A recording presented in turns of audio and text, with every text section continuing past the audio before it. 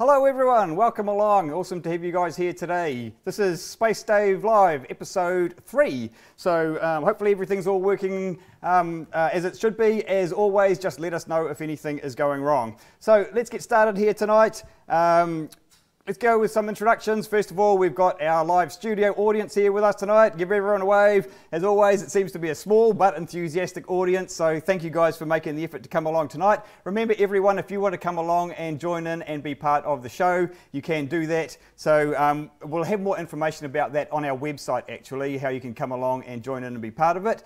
We've also got down the back there, you can see Jess and Floyd, our production crew who are helping us out tonight. They will be looking after social media comments, the live chat, and also helping us with any sort of research and things that we need to do along the way. In fact, I'll show you now. We can bring up the screen that they're seeing on their laptop there. We can show you what they are seeing. So there we go. We've already got some comments there. Thanks, guys. So we can get Jess and Floyd to be helping us out with any sort of research and pulling up any information that we need as we get through the show. So let's talk about what we're going to do tonight. Here's a quick look at the program. So we've had a lot of feedback. We really appreciate your feedback on how it's going. It's really helpful when you do that. One of the suggestions was that we need to try and pin down our timing a little bit more. So we're going to give that a go tonight. So we're working roughly to the hour-long program. The times that you see there are New Zealand times as we are live. So we started at 7 o'clock. That's how it's looking through till 8. But for those of you who are watching from the future, the recorded version, I will put in the description and the show notes exactly where the times end up being on the video rather than the actual real time that you can see there.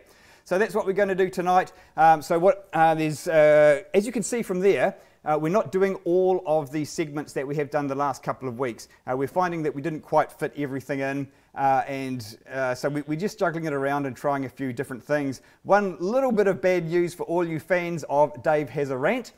Look, I love that segment. Don't worry, we are not losing it. However, it turns out that, to be honest, it's not really realistic for me to find something every single week that I can really get that upset about. So we're just going to do that sort of as we can. In fact, Wendy in the audience here tonight suggested that we make it as a sort of maybe a monthly thing. So we might go for something like that. But don't worry, I do like having the rant, and we're not abandoning that altogether. So that's what we're looking at tonight.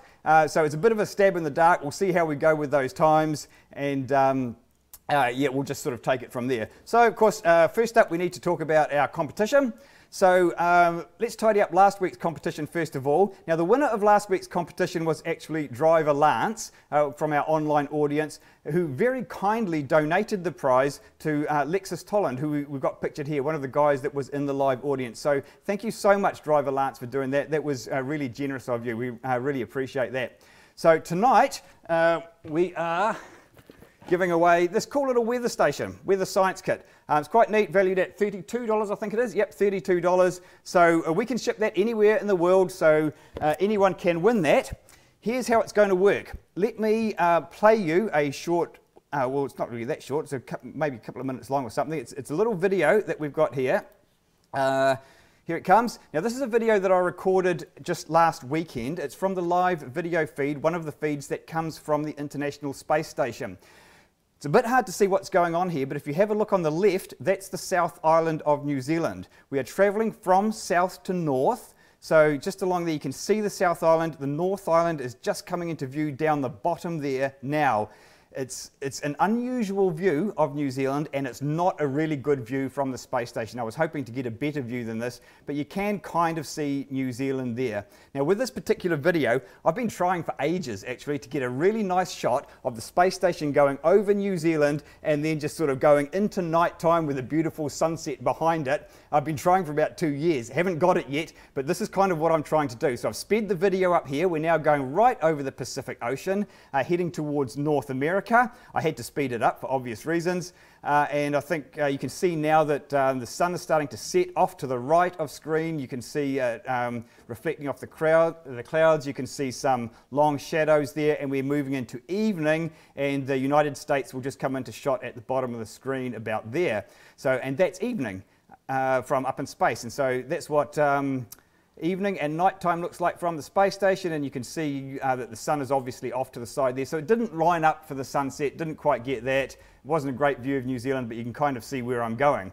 Anyway, that's all an aside really. The point of the competition, if we go back to the start here, the question is this. When you look at the clouds over New Zealand or over the ocean anywhere, when you look at the clouds from this point of view, the clouds do not appear to be moving. The question is, why do the clouds appear to be still? Let's imagine that it's a windy old day down there in New Zealand, and the clouds, when you go outside and look at them, you can see them moving quite quickly, but from space they seem to be quite still. So what's that all about? What you need to do is just post an answer in the live chat, or you can text it through. Details are on the bottom of the screen there, or email, and everyone who has a go at the answer will go into the draw to win the prize. So it doesn't matter if someone else has already answered it, put your answer in as well. And actually, it's quite okay to copy someone else's answer if you think that's right. So there's the question, why do those clouds appear to be not moving? So that's the competition. We'll catch up later on in the show, and we will see, we'll do another draw again probably, just like we did last time, and we'll see how that goes. So there's our competition. Shall we talk about what's happening in the news? First of all, the news at the Space Centre here. I've got one quick thing that I would like to tell you about. So very recently, Craig, where are we? Craig and Jenny Yardley went overseas, and they went to visit NASA, and while they were there, they scored me this beautiful signed photograph of astronaut Charles Walker, who was an astronaut on the Space Shuttle program. So that was really awesome. And hang on a sec, I'll just go and grab something from around here. This beautiful poster, signed and addressed to Te Awamutu Space Centre. Look, thank you so much, Jenny and Craig. That's a beautiful poster. I'm going to get that framed. I absolutely love it. Thank you for making the effort there. That's all the news, such as it is from the Space Centre. As you know, we're not really about talking about ourselves here. What we really want to do is we want to talk about what's happening in the space news. So, shall we get on with that? So there's a bit of news this week. The first thing is that I mentioned last time Rocket Lab, New Zealand's Rocket Lab, was set to launch this particular mission.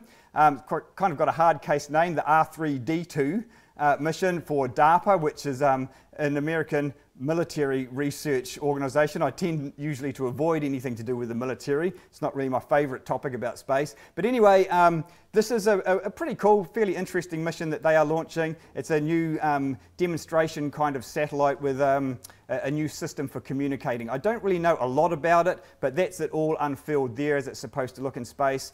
So it's a new kind of antenna, I believe, that's supposed to improve communication between satellites. That's about all I can tell you about that. But Rocket Lab, their next launch window opens tomorrow, so 11:30 a.m. Tomorrow, that's when they are hoping to launch. So you can find their live stream fairly easily, and you tune in to see that rocket launch hopefully tomorrow. Now the delays haven't really been anything serious. We're not too concerned about this. It looks like it's all go. So good on you, Rocket Lab. Love watching your work. We've been talking a lot about the moon thing, haven't we? That whole thing about the race to the moon, I can't stop talking about it because everything is really, really heating up. Well, Vice President Mike Pence has now announced that we are going back to the moon within 5 years, he said. And in fact, he even used the words, I believe, in his speech, no matter what it takes. So these guys are really gearing up. They're obviously now quite serious about getting back to the moon. So that just did another thing in the moon race. So we don't really need to talk much more about that. Hang on a sec. I'll just bring up the next video here. So let's have a quick look at this video here. This was another launch. Let's just listen to it first. 9, 8, 7, 6, 5, 4, 3, 2, 1, top. Allumage P80, décollage du V14 PRISMA.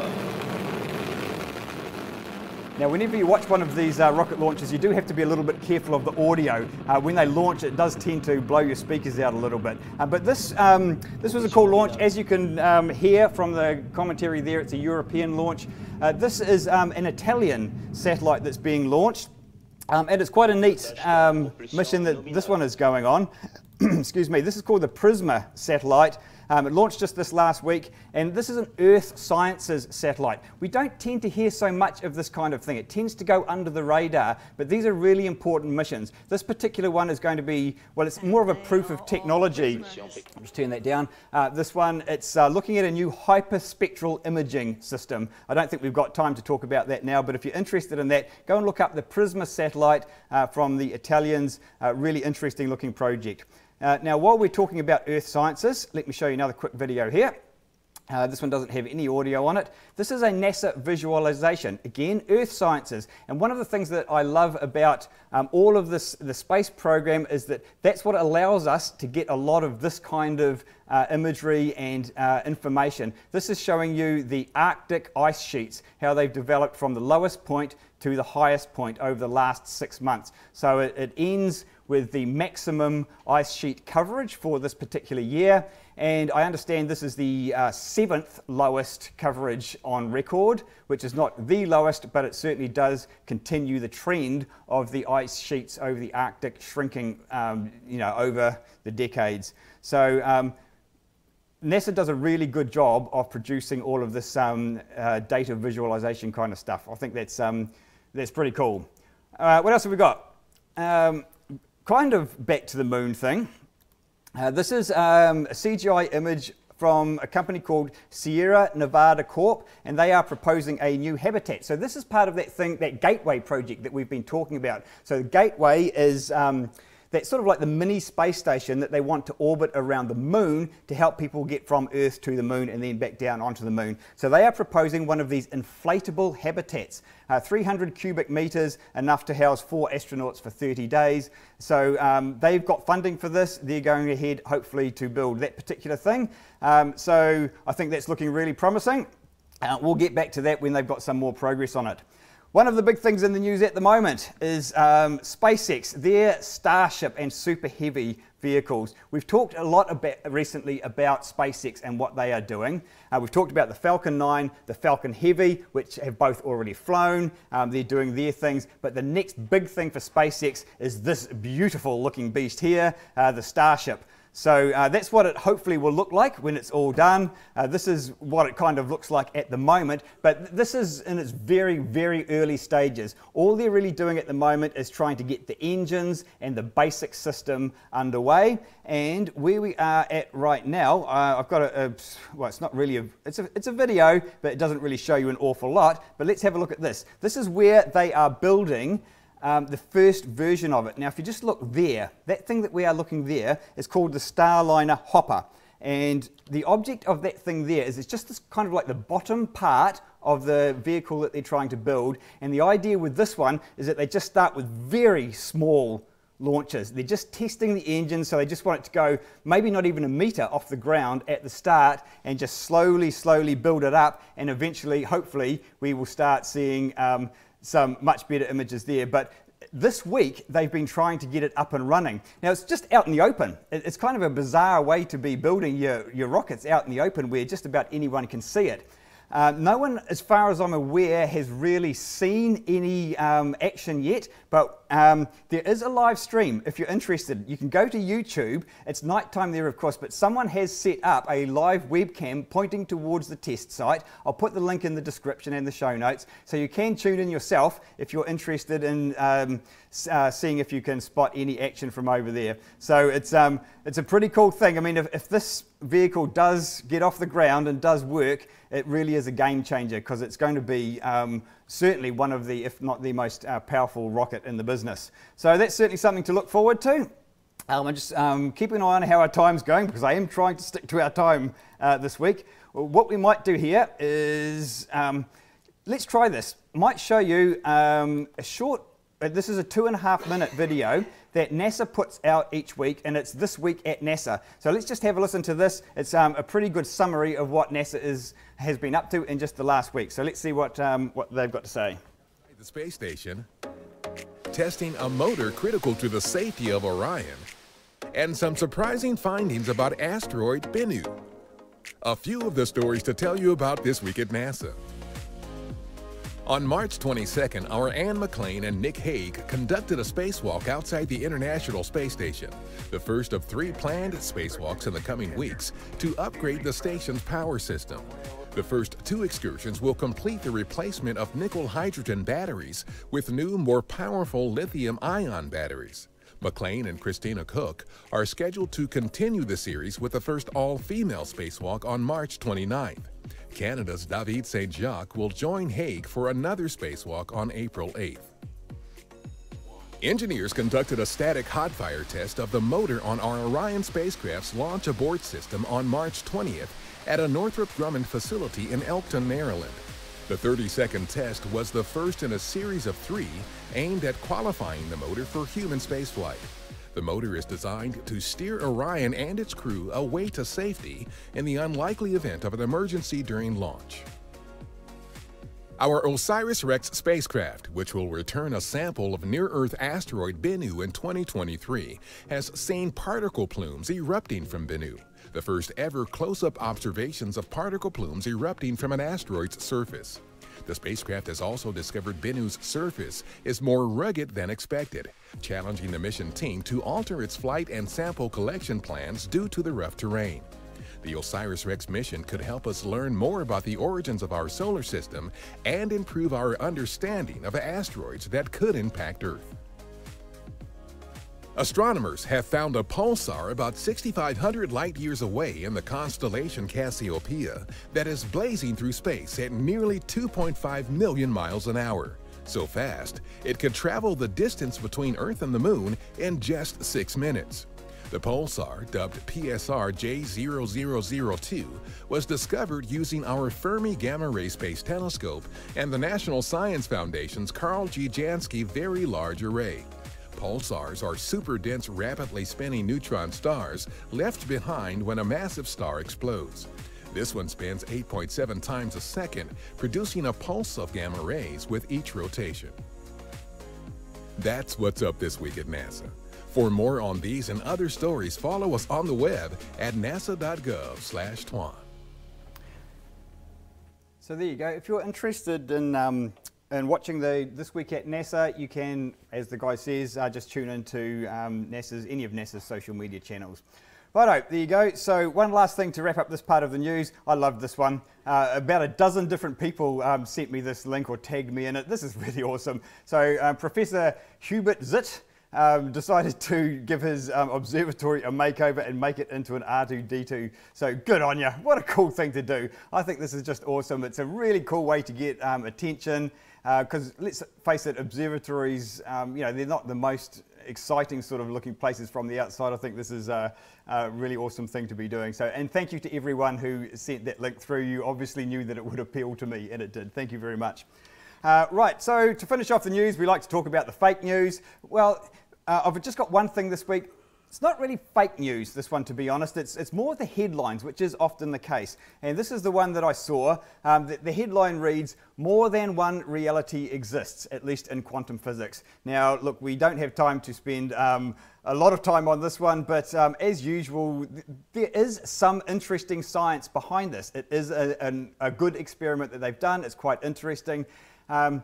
How do we summarize this quickly? So this is obviously about quantum physics, and one of the things in quantum physics is this idea that at the subatomic level, things can exist in 2 different states at the same time. So if you're familiar, for example, with Schrödinger's cat, it's that thought experiment in which you have a cat in a box which is said to be both alive and dead at the same time. We say that it's a superimposed state, that something can be 2 different things at the same time. Sounds a bit bizarre. That's because all of quantum physics is utterly bizarre, and I'm not sure how many people understand it fully. I'm certainly not one of them, but it is a lot of fun trying to understand quantum physics, and it's worth a go. But in this particular experiment, what they had was, actually I'll show you the experimental setup. So what they had is, it starts off with a pair of entangled photons. Don't worry if you've never heard of any of this stuff, it doesn't matter. But they've got this entangled photons. They go off in different directions. And what the article is implying is that the observers were able to see 2 different results. So these photons, they can be in two different states. Basically, they're polarized horizontally or vertically. And what it's implying is that two different scientists are seeing two different outcomes or two different realities. That's actually not what happened. Just to cut through all the nonsense, basically it turns out that one of the photons has been seen in its collapsed state. The other one has not yet collapsed, so it's still in its superimposed state. So really, the bottom line is it's an interesting experiment, an interesting result. It looks really promising, but it does not mean that we found evidence of multiple realities. So one of the ideas in quantum physics is that the universe is continually splitting into different separate realities. Everything is, and that can sort of help explain the passage of time and that sort of thing. So if we found evidence of two different realities, that would help support that idea. This, I don't think, is doing that. Anyway, that's probably enough about that. Quantum physics is just a little bit heavy for us on this show, so I think we'll just leave that at that. So that's all the news. And I think we're kind of tracking pretty well for our time. So let's keep moving on then. So what do we need to talk about next? We really need to talk about what's in the night sky, don't we? So shall we go over to Stellarium and we will have a look at what's happening tonight in the night sky. So this is Stellarium, our planetarium program, which, as I've said before, you can download yourself. It's free software. Just download it, and astronomers use this. In fact, we use it at the observatory in Hamilton. I use it myself to see what's in the night sky. It's fantastic software. So what we're looking at is the night sky tonight. Is that right now? I don't think... Yeah, that is right now, actually. So this is what the sky would look like if we went outside right now. Now, we've talked in the last couple of weeks about what's happening with the moon and what's happening in the morning. So you can see, I tell you what, we'll zoom right out and we'll have a look at the whole sky. So this is a view that shows you everything from horizon to horizon. You can see the sun has just set over there, but there's no moon now. So recently the moon has been in the way and has been kind of spoiling everything for us in the evening. But if we speed up time, you can see all the stars moving there. There's a couple of satellites just went across there by the looks of it. And how's our time? We need to go a little bit faster. If we go through till about midnight, you can see the moon has come up. So it's much better for going out and looking at the night sky in the evening now because the moon's out of the way. When the moon does come up, that's what it's going to look like, sort of around midnight. It's pretty much at the quarter phase over there. But the interesting thing, I think, is that Jupiter, there's Jupiter up there. There's the moon there. So they're looking pretty nice, fairly close to each other. It's not really a great time of night to be going out and doing it, unless you're a night owl, of course. And then if we keep going forward in time, we can see those other planets that we've looked at recently will come up. We should see Saturn come up first. There's Saturn come up. And if you wait till around about, well, it must be close to 5 o'clock by now, I would think, we should see Venus coming up. Whoops, come up down there as well. Whoops, I just slowed down time. Trust me, it should be coming up there. What's that time? Yeah, there we go. There's Venus. So we'll just zoom out a little bit. So if you're keen to get outside at about 5 o'clock in the morning, we've got Jupiter, the moon, Saturn there, and Venus down there. So there's some quite nice things to look at. Now, I did want to talk just a little bit about the Southern Cross. So let's go back to what the sky looks like right now. Whoopsie, I didn't mean to do that. So the Southern Cross. If you're starting to learn the night sky, I reckon the Southern Cross is about the best constellation to start with. And one of the reasons for that is that everyone in New Zealand should be able to find the Southern Cross. There's no excuse for not being able to identify the Southern Cross. But the other thing is, the Southern Cross is one of those constellations, one of the very few constellations that you can actually see on any clear night of the year from New Zealand. Most of the constellations move a lot, and sometimes they're not visible at all, and that's quite confusing. But at least with the Southern Cross, you know you can see it at any time, as long as it's clear. Now tonight, we can see it over here. In fact, if I use my squiggle now, there's the Southern Cross there, and there are the 2 pointers down there. Now, you will notice that the Southern Cross is not the right way up, as you would normally expect to see it. That's because the Southern Cross is moving all the time. And at the moment, or tonight, it is kind of on its side. What I'm going to do is I'm going to speed up time and show you how the Southern Cross moves through the sky. Now, not all constellations move like this, but the Southern Cross does. It rotates in a big circle like this. So you can see it moving up there. When it gets to its height, that's when it's the right way up.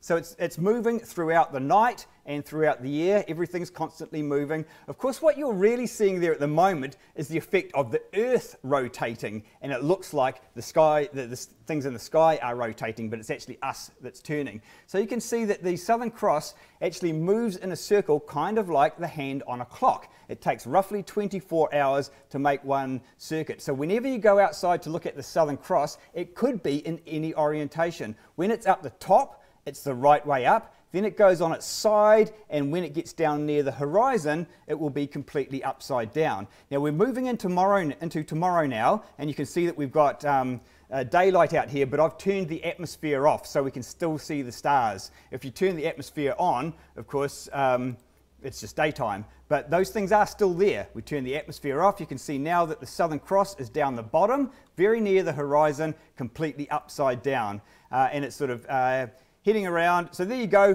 Whenever you see the Southern Cross, it could be anywhere in that circle. This is a really good exercise whenever you go outside at night. Anytime that it's dark, when you go outside in New Zealand, see if you can find the Southern Cross. We're going to talk more in future episodes about how to find it, and how to differentiate it from the false cross and things like that. But this is a good way to get started. Let's just pause it there, actually, and see if I can pause time there. The 2 pointers here, where are we? Here and here.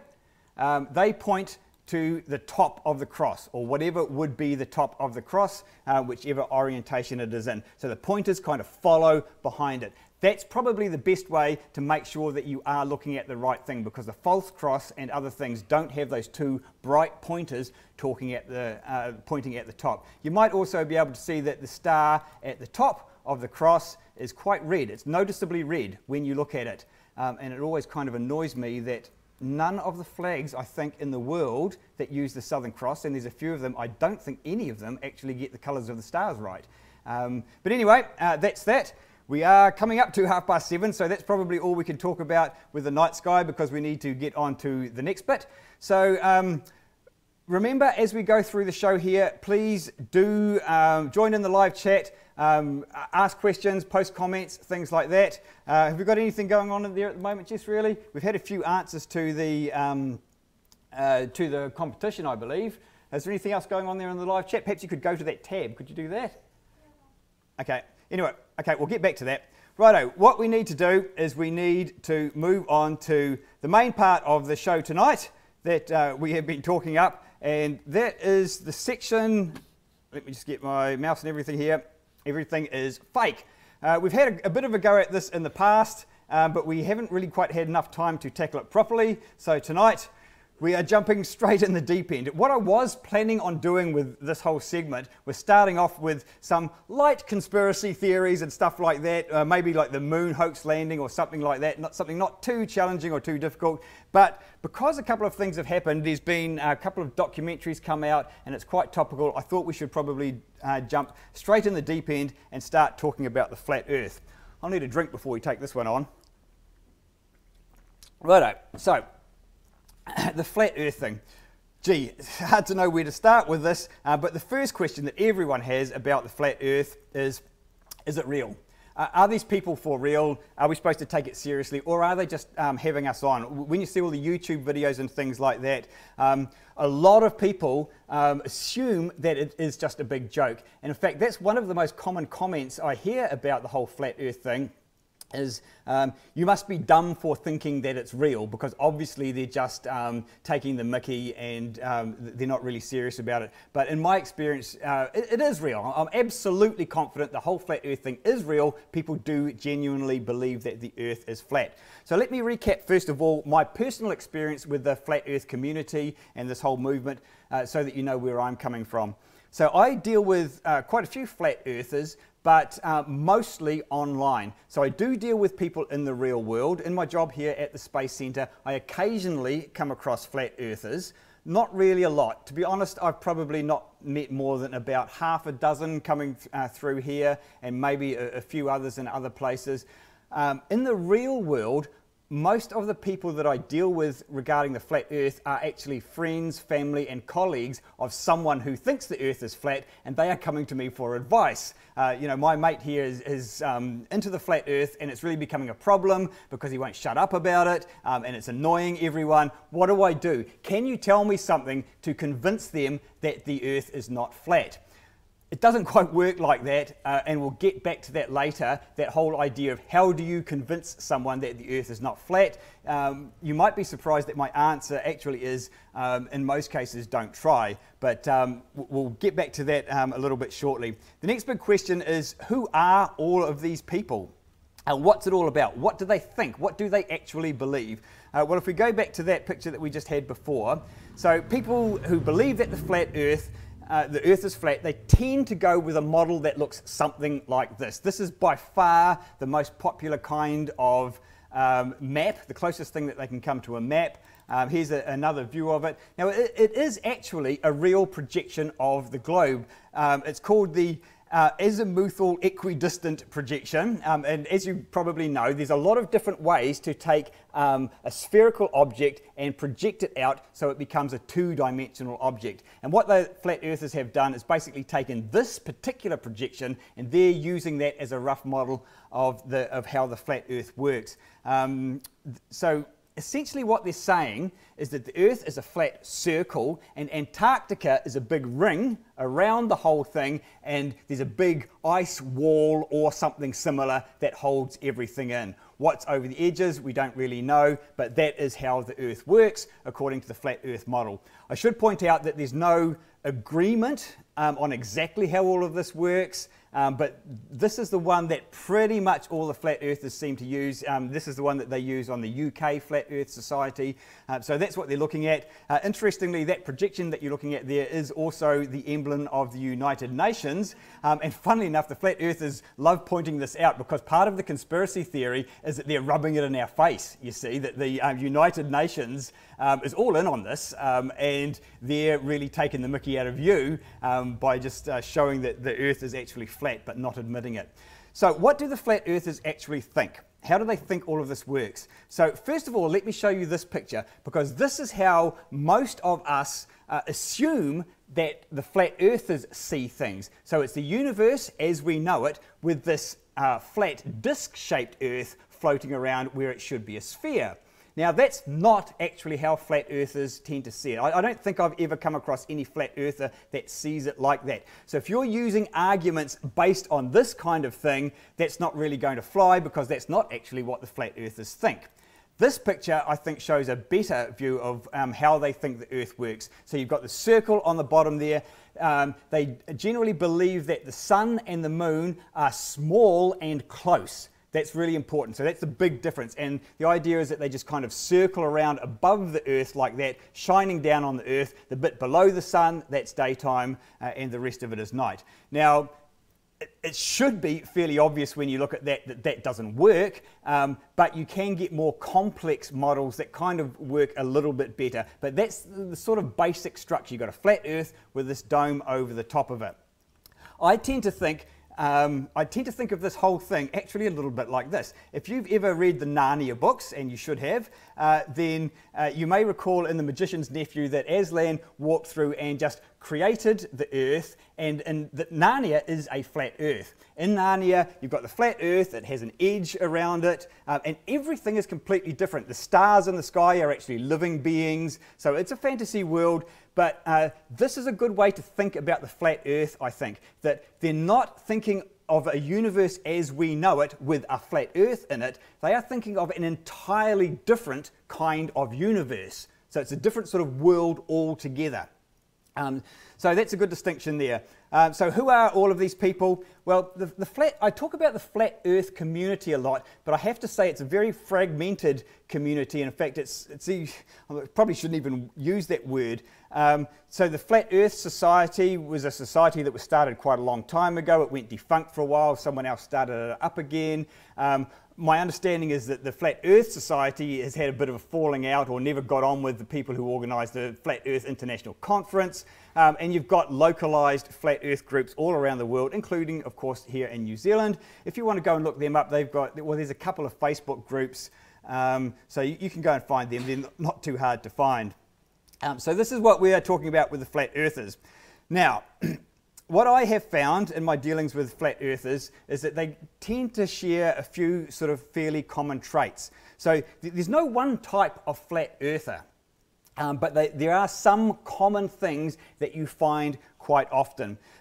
This is where it's really difficult for me to describe this kind of thing without sounding condescending, and I don't want to.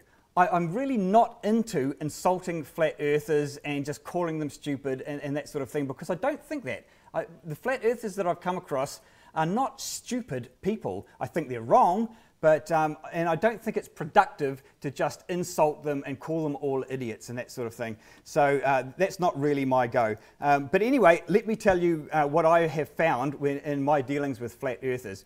Actually, I need to go back a step, because I talked before about the flat earthers that I've dealt with in real life, but I didn't really mention the ones that I deal with online, and that's by far the bulk of it. Most flat earthers I come across are online, and most of them are when I post something on social media. It's just a photo or a video of something of space, and we're just having our conversation about it, and in come the flat earthers with the whole, how can you sheeple be so stupid, NASA lies, and all the rest of it. And to be honest, that is quite annoying. So I believe that there are at least a couple of flat earthers watching the show tonight. Hi guys, happy to have you here. When you come and comment, please, can you not take over our threads? If you want to comment on something, that's fine, but what we don't want is us having a conversation and then 15 memes, all in different messages, just clogging up what we're trying to talk about, because it is a little bit annoying, and you're not really winning anyone over just by doing that. So anyway, what I have found in the ones that I've come across, quite common, is I think this sort of desire to have some sort of special knowledge. And that's common in all sorts of conspiracy theories and things like that. You know, knowledge is an important thing in our culture. People who have special sort of reserved knowledge are looked up to and admired, and I think that's a big driving force in the flat earth theory. And that tends to go with a general distrust. So flat earthers are, as you can imagine, generally distrustful of authority and experts. Okay, so the flat earth theory is pretty much the ultimate conspiracy theory, because you're not just talking about NASA, you're talking about every space organization, universities, governments, anyone who's involved in space at all, astronomers, anyone who navigates by ocean or air. You know, it's such an enormous conspiracy that it's a very cynical worldview, to be fair. So distrust is very, very important. Distrust of authority and experts, because the experts are the ones who are disagreeing with you. So really you want to just say that all of those academic institutions have all got it wrong. I think a compulsion to rebel against society, that's always useful when you're doing something like this. And if you want to rebel and be different and stand out from the crowd, well, the flat earth is a pretty good way to do that. That's really going hard as far as rebelling against mainstream thinking. Now, a lot of flat earthers, I think, are probably looking for a bit of a community. I think it's fair to say, and I don't mean this in a nasty way, but a lot of flat earthers perhaps having a little bit of a hard time sort of, let's just say, sort of mainstream thinking, mainstream communities and organizations are not quite the right fit for them. They're perhaps feeling a little bit on the outer. So a lot of flat earthers, by no means all, but a lot of them are kind of looking for a community of sort of semi-outsiders, if you like, eccentric people, and they do find it in the flat earth. There is a sense of community, as well as the infighting, but you can find a sense of community within the flat earth, and that's a really powerful draw card as well. Now, I have to say that a big part of the whole flat earth thing is religion. This can be a sensitive topic, but it is, I would say, almost all, at least 95% of the flat earthers that I've met are religious, and that forms a big part of their belief system. Let's just have a quick look at this graphic here. This is, now look, I'm not a history scholar, but I'm pretty sure that I've got my facts right here. I'm sure someone will point out if I'm wrong, but this is an early Hebrew conception of the universe, and it's very much a flat earth with water below and above, and this sort of a dome-shaped firmament in the middle. And if you have a look at Genesis, it depends on which version you read, of course, but I think they're pretty much all on the same page here. If you look at verse 6 there, and God said, "Let there be a firmament in the midst of the waters, let it divide the waters from the waters." Other versions have different ways of saying the same thing. You've got water below, you've got the flat earth with oceans and land, and then you've got a dome-shaped firmament above. Some versions of the Bible use the word dome, and then you've got water above it. So really, the Bible, if you really want to be a literal creationist, I think it's reasonably clear that it is a flat earth story. So a lot of the flat earthers, it's not really about disagreeing with scientists that the earth is flat. It's really just about being pure in your faith. So that's a really common theme. One last thing that I want to talk about here that is kind of a requirement, I guess, if you believe the earth is flat. And again, I don't mean to belittle flat earthers, but there's no doubt that they struggle with understanding how a 3D universe is supposed to work. Here's a good example from this guy here, YouTuber Paul Patry. Sorry, Paul, if I've got your name wrong there. But anyway, I've watched this guy's video. This guy seems like a really smart guy. Apparently he has a degree in maths and he's a very successful lawyer, but he just cannot understand the concept of up and down. So what he's showing you here, let me show you as well actually. Look, I'll just grab a couple of props that I've got here that I use a lot in my talks. So a trusty old globe here, and I'm going to use the space shuttle as a plane. So essentially what this guy is saying is that you've got the Earth here and you've got the plane, and as the plane flies around the Earth, it goes like this, and eventually it will end up upside down. Okay, so that's his argument there. Now I'm hoping that most people watching this will see the flaw in that. It's getting the concept of up and down wrong. So, well, what does down mean? If you look at the Earth here, or any large body like this, it could be another planet, a moon, or anything. What down means is towards the center of mass. Wherever you are, down is towards the middle of the Earth. Another way of looking at it is if you have a large body like this and you suspend something else near to it, which direction does that thing move? It will move towards the center of mass. If you put it down here, it'll move in that direction. So down is always towards the middle. And where Paul has come unstuck is he is getting confused about down. He is saying that that is upside down. That's not upside down. The downside is pointing down towards the middle of the Earth. That is downside down. That's upside up. That's the correct way. So to understand this kind of thing, you've got to be able to understand the three-dimensional universe and how gravity works in that kind of situation. You'll also see a lot of memes with pictures of the Earth saying, why isn't the water falling off the bottom, or at least pooling down the bottom? Of course, it is a bit confusing because we always talk about that as being the top of the Earth and that being the bottom. I do it myself. I talk about down here in New Zealand and that sort of thing. We're just so used to talking about it that way. But we could just as easily talk about that as being the top and that as the bottom. It's just a convenient thing we use. There really is no up or down in space. It's only relative to a big object. If you take that planet away, there's no up or down anymore. So there you go. Excuse me for just one moment. So in all of the memes I see about the flat Earth, that's one of the most common threads, just a basic lack of understanding of how that whole three-dimensional thing works. So if you are having a conversation with a flat earther and you think you're pretty clued up about how the world works, I don't know how many of you have done that actually. I'd love to hear some comments about how many people have actually had conversations with flat earthers and how surprised they've been at how it went. Because you might be surprised at how difficult it is to argue with a flat earther. So for example, you might say to a flat earther, well, how do you explain the sunset? So if we go back and have a look at our picture over here, if you've got the sun circling around and around like that, it never goes below the Earth. So how on earth do you explain a sunset that looks like this one on the left? Okay, so I'll just point out here. Hang on a sec. Okay, so I should quickly point out that photo I've got on the left. As soon as I'd done it, I realized that was a mistake. Whenever you are talking about the horizon and flat earth arguments, you really should be using the ocean rather than local geography. So we'll just pretend that that is the actual horizon there. You can see from that that the sun is sinking below it. So you might say to a flat earther, how do you explain sunsets? And assume that that's going to be the end of the argument. Trust me, it won't be. You're just getting started. So on the right there, you can see some streetlights. This is the standard response to the sunset.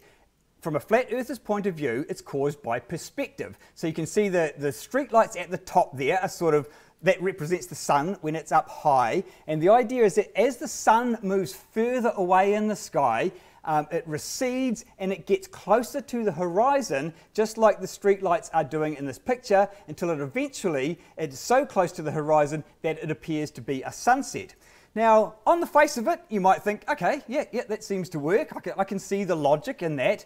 But when you actually go out there and look at it, it doesn't work. There's a bunch of things that's wrong with that. First of all, when something recedes away from you, what does it do? It gets smaller.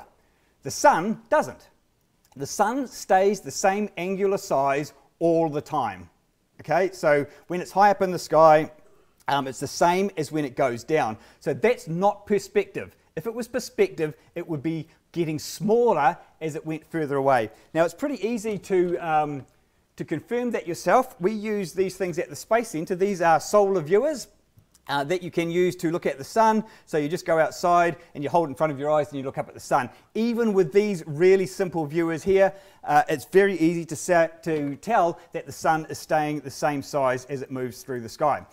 So then, it kind of starts getting a little bit more complicated. So now you might think you've won the argument, but the flat earth response to that is that there is some atmospheric effect. They usually fall back on atmospheric lensing or refraction, and they say that the water vapor in the atmosphere magnifies things that are a long way away. So as the sun goes further away, the atmosphere actually magnifies it to make it look bigger. And this is where you kind of get into this backwards and forwards thing. Whatever you come up with, the flat earther will tend to have some sort of argument against it, until eventually you find that you're not really getting any further. And what usually happens then is that the flat earther will go to what I call a safety net answer. If they find that they basically have run out of arguments and it's starting to look like you might be winning, there's a bunch of tactics that they can use. And so one of them would be, you've got your interpretation, I've got mine, or that's not how I see it, we'll just have to agree to disagree on this. And it just kind of gets stuck there. So with a safety net answer, it's not so much about winning the argument, it's more about sort of avoiding admitting defeat, if you like. So it's a way of getting out of the argument while still saving face. And there's a few others tactics that they often use. One of them would be, of course, it's all fake. Whenever you see, like, it's a picture of the Earth or something like that, it's just fake. CGI, you see this a lot with it on the flat Earth videos when they're looking at some evidence and they're looking at it and they think, oh, you know what, I'm going to call CGI on that one. I think that's what's going on here. It's just computer generated. So that's kind of a catch-all answer that can just solve any problem. The evidence is fake. I just don't believe it.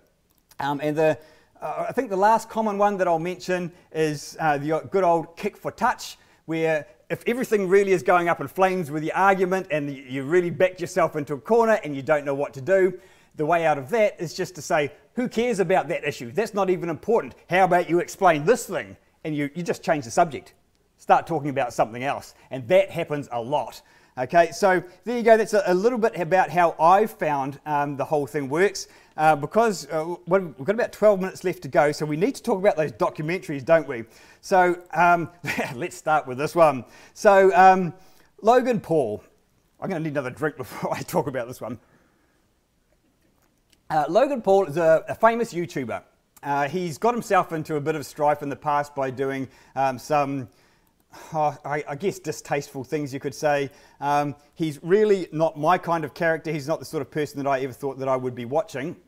Hang on a sec. I'm just trying to get my video lined up here. I think we're about ready to go. Yeah. So anyway, well, let's go back a little bit. Logan Paul, a little while ago, started dropping hints that he was getting a little bit involved in the flat earth thing. And so he was seen at a flat earth conference last year, and the internet was rife with rumors. Is Logan Paul becoming a flat earther? And it was all a big lead up to a movie / documentary that he was making that has just recently come out. And what I'll do is I'll just play you the trailer to that. We're going to call it a movie, okay? So let's just have a look at the trailer.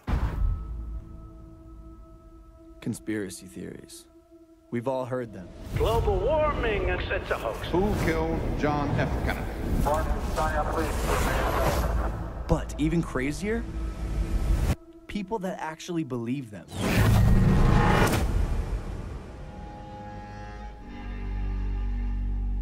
I'm gonna say this as a friend. Do you think the Earth is flat? The Earth is flat. I believe the Earth is flat. The Earth is flat. Satan's greatest lie. Destruction. The world that we're living in has been misdescribed. What shape is the Earth? Flat. Think that the Earth's flat, because if it wasn't flat, then we would all be falling off of it.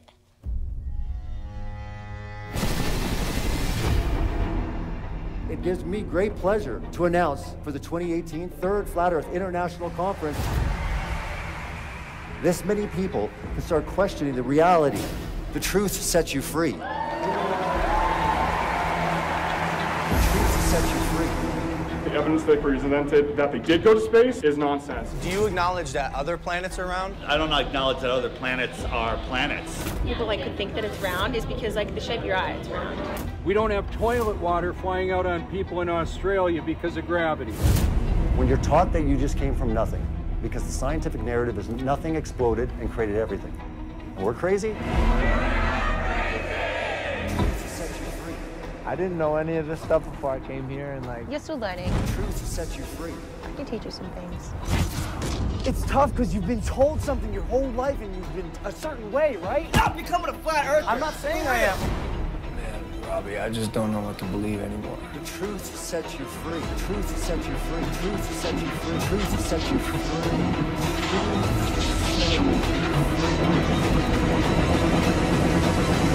My name is Logan Paul, and I think I'm coming out of the flat earth closet.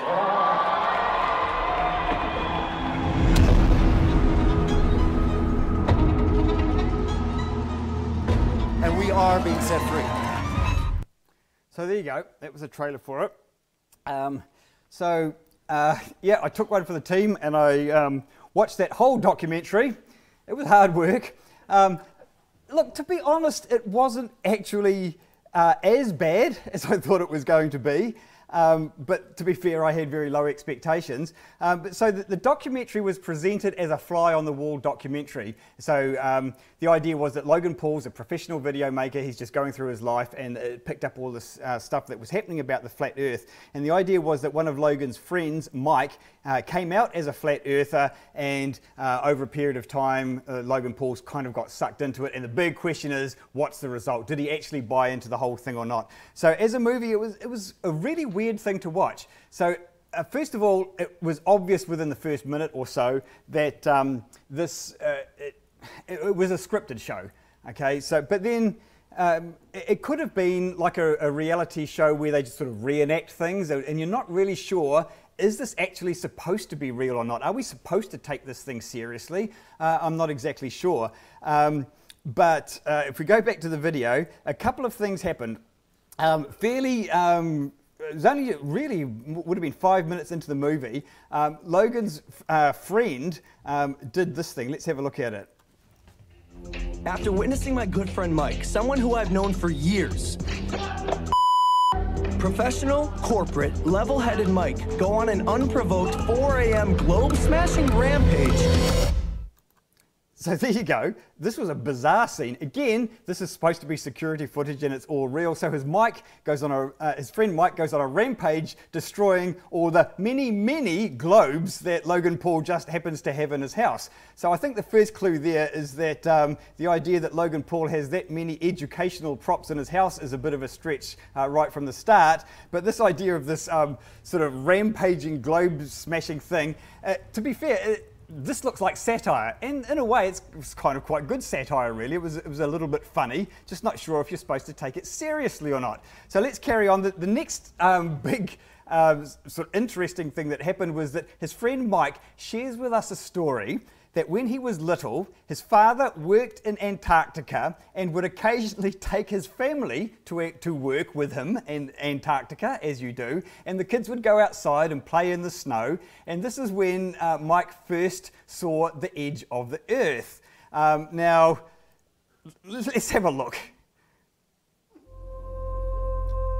Hang on, I'll just point out, sorry, he's playing with his childhood friend. I think his name was Pete, okay? So Mike and Pete are out near the edge of the Earth playing in the snow. Just rolling up another snowball, but he got too close to the side and I told him, I said, Pete, be careful. All I heard him say was, ah. He was gone.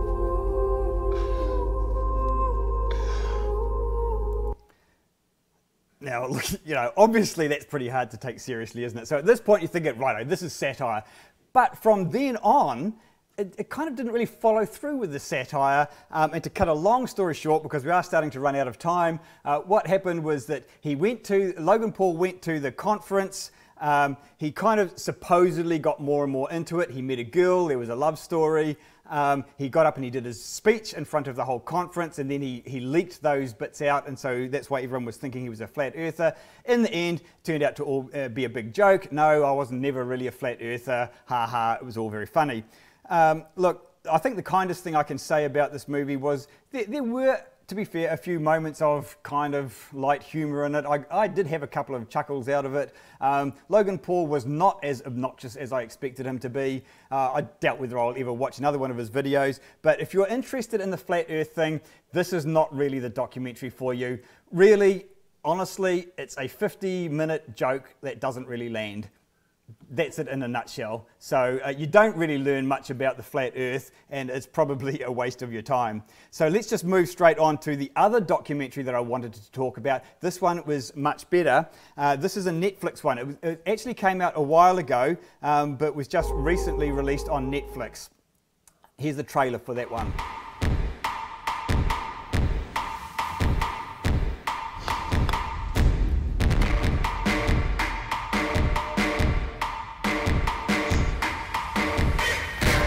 Excuse me, anyone ever told you the Earth is flat? The number who think the world is flat is growing. Thousands, if not millions of people. I can't believe I'm talking about this. There are millions of flat earthers. If you look on Google Trends, it's like spike. There's flat earth dating sites. We've got songs. Flat Earth model on my bezel. The sky is the limit, probably literally. Ah, I see what you did there. Why is it expanding the way it is? Right. If you get online, you'll see so-called evidence that seems scientific, and you go, huh, maybe they're onto something there. They find this audience that takes them as gospel. I just want to feel comfortable in things that I believe. We're trying to get to the point where it's accepted. All of us want to connect to people around things that make us unique. Now we're doing an international conference. Still can't believe all this is really happening. At a conference, we want to prove there's no curvature. And if we can do that, it's game over. We're going to be doing an experiment shooting a laser 3.88 miles. Everybody has access to absolutely everybody. We've always been called names. These people live amongst us. I've lost friends. I was told I was an idiot. People give you strange looks, that's fine. Let them think what you want. They're just asleep, going through life. They're just background noise. I want to believe this. It doesn't mesh with reality, so don't change my view, change reality. Mom's always doing the whole glass half full, and I'll say the glass is probably controlled by some sort of sinister group. There you go. So that was the one behind the curve. Look, this was actually a good one. I liked this one. The thing I really liked about this was it was really more of a people story. It wasn't so much involved with the nuts and bolts and the mechanics of how the flat earth might work. It was really all about the people behind what's going on with the flat earth. And I actually think they handled it pretty well. So let's just quickly look at some of those people that it does cover. So really, this guy, Mark Sargent, was the main protagonist in the whole story. Mark sort of it's hard to dislike this guy. He's a personable fellow, and yeah, I quite warmed to him, actually, to be honest. He sort of fancies himself as the leader of the flat earth, but he has a sort of a faux humbleness about himself that, you know, I didn't choose to be your leader, but here I am leading you all. So he's an interesting character. Alongside of him, we've got Patricia Steer, who runs her own podcast and does various other things. She works a lot with Mark Sargent, and this is kind of the love interest that didn't happen. So Mark actually was quite upfront about it. Throughout the movie, he came to see Patricia, and he said he was here to woo her. And you could obviously see what's happening. He was sort of really had this idea that he and Patricia would become the king and queen of flat earth land, and it would all be a lovely romantic story. And honestly, as the audience, we're kind of rooting for them. I wanted them to get together. It was a nice love story. They seemed to be a good fit. Unfortunately, there was one devastating scene in the movie. I won't play it, but poor old Mark, there's a moment where you can just see he realizes he is not escaping this friend zone, and that it just hits him.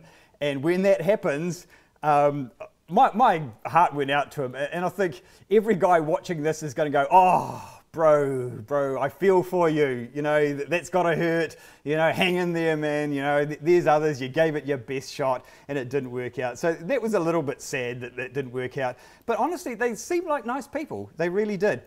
So most of the story was about Mark and Patricia to a slightly lesser extent. Interestingly, Patricia had a lot of issues of her own. When she started getting really successful, quite a bit of the flat earth community turned on her. Now, this is not uncommon in the flat earth community, and they came out with some really bizarre conspiracy theories. The theory is that she is actually a CIA plant, and get the reasoning for this. Her name, if you look at the end of Patricia, says CIA. There you go. I'm not joking. This is how some people think. And the steer is she is trying to steer you, you see. So, you know, that's how some of the flat earth stuff, well, conspiracy theorists work. Anyway, a couple of the other players that we've got here.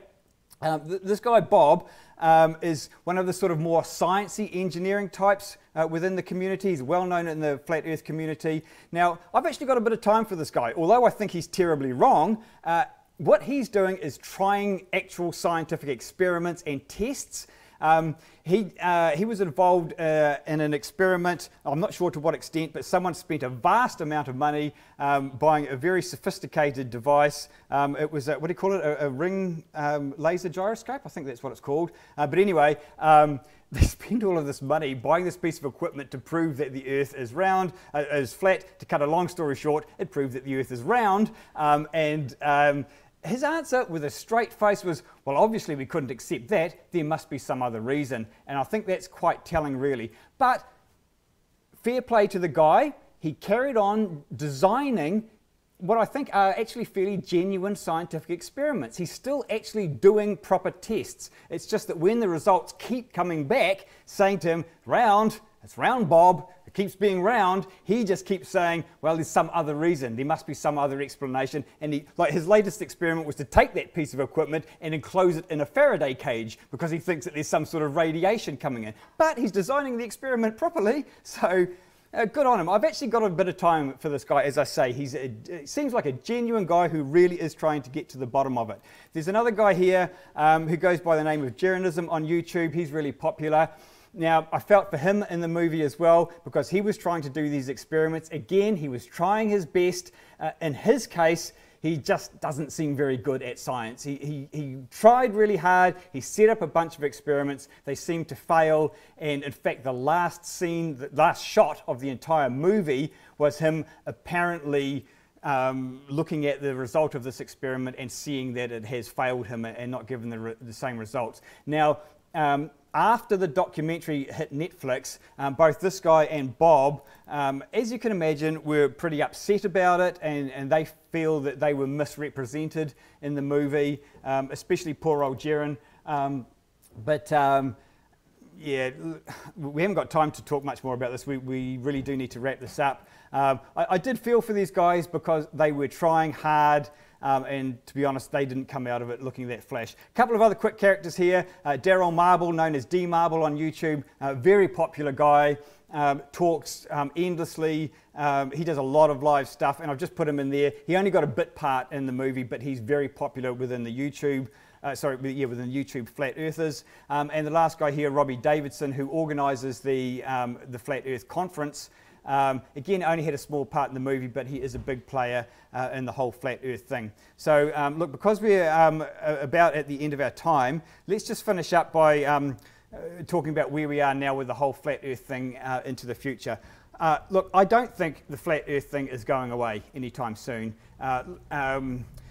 I mean, we've known for a long time that the Earth is round. It was found to be round over 2,000 years ago. So I don't think it's about evidence. A lot of people are saying to me, at what point will we have enough evidence to convince the Flat Earthers that the Earth is round? That point I don't think will come because it's not actually about evidence. Believing in the flat earth is a belief system, and we have to think about it like that. And to be honest, my opinion is when it comes to trying to convince someone that the earth is round, you actually really want to ask yourself, do I need to, is it productive to spend all this time and energy talking this person out of their belief?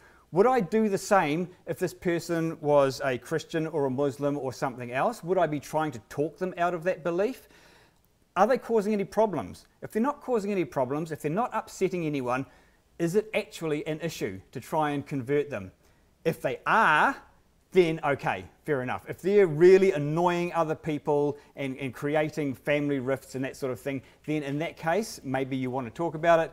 But honestly, my advice is to perhaps go along the tack of maybe just getting them to calm it down a bit, not to be interrupting other conversations with their flat earth stuff and that sort of thing. We're going to have to talk more about that some other time because we really are at the end of our show now, so I'm sorry to just cut it off like that. It's a big topic, the whole flat earth thing. Honestly, we could talk all day and all night about it. I know that some of the people in our audience, my good friend Carsten over there knows a lot about the flat earth theory, and I'm sure he's got some things to say. Sorry we didn't get to talk about that tonight, but there will be another time. Before we finish the show, we of course need to do our draw. So we've got Floyd and Jess over there. Now we had a few people, but not many, joining in the competition. So look, here's the thing. When you want to join in our competition, you've got a pretty good chance of winning. We've still only got a small audience. So shall we do it? Do you want to come forward and we'll pick someone to do the draw? Who would like to do the draw for us out in the audience? We've got the astronaut help. Wendy will do it. So over there, and we'll see who we've got.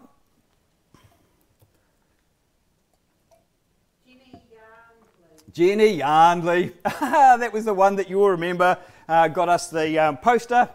So I'm very happy, Jenny. Thank you so much. That is really awesome. So you know how it works. We will be in touch and we can organise that prize for you. Again, you have won this cool little weather science kit. So did we have anything else, any other questions we needed to answer or anything else we needed to talk about? Did anyone from our audience tonight have anything that they wanted to add? No, everyone's happy. Your time will come, Carsten. You will have your moment. Or do you want to come up and say anything, Carsten? Okay. Oh, sorry, the answer. Oh, thank you, thank you. There's a reason that we have our live audience in here. They help remind me of what's going on. So look, the answer to the question, why, have I still got my video here? I should see if I can pull it up again. Why do the clouds not seem to be moving in this video? I will just bring the video up for those of you who've joined us a little bit later. So earlier on, we showed this video over the Earth, and the question was, why do the clouds in the Earth not appear to be moving? Well, the answer is distances, basically. If you look at New Zealand, which is coming into view just shortly down the bottom there. Now, New Zealand, I'm thinking, is around about 400 kilometres wide at its widest point. Does that sound about right? I think that's about right. About 400 kilometres wide. And if you look, let's wait till the North Island comes into view there. So if we kind of look over here, you imagine that there's several hundred kilometres there. You imagine how fast the clouds are moving. They're simply not moving fast enough to be noticeable in this image. You can actually, if you get it right, see some cloud movement, but it's a little bit tricky. Essentially, you're just moving too fast and the distances are too great. Everything appears to be still. Jenny was right. Thank you. I knew you'd be right, Jenny. You're a smart person. So the reason I used that tonight is that whenever I post those videos online, you can just about guarantee that someone will come in and say, look, you stupid idiots, the clouds aren't even moving. You're too dumb to see it. It's right in front of your own eyes. Why aren't the clouds moving? What I would suggest, whenever you think of something like that, you see something and you think, that looks fake, ask the question first. What's going on there? Okay, so don't just jump straight to, it doesn't look right, doesn't feel right, therefore must be fake, therefore NASA are all liars and all the rest of it. Google it. Ask me. Ask someone else. Now, the experiment was actually to see how many people would get it right, and I'm pretty sure most people would have actually got that right. It's not really that hard if you think about it. So there you go. Try and ask why and actually establish it first before you start calling fake. Right, I think that is where we will end it tonight. So unless there is anything else, this is last call for comments and stuff. Thank you so much for joining in. As always, we really need you guys to go out there and help promote this, share it around, tell other people about it, because it's really difficult building an audience on YouTube. So we are hoping that we will be onwards and upwards from here. So good night, everyone. Good night from our live studio audience here. Thanks, Jess and Floyd. Thanks, everyone who has helped out tonight. And we will leave it there, and we will see you again same time, same place next week.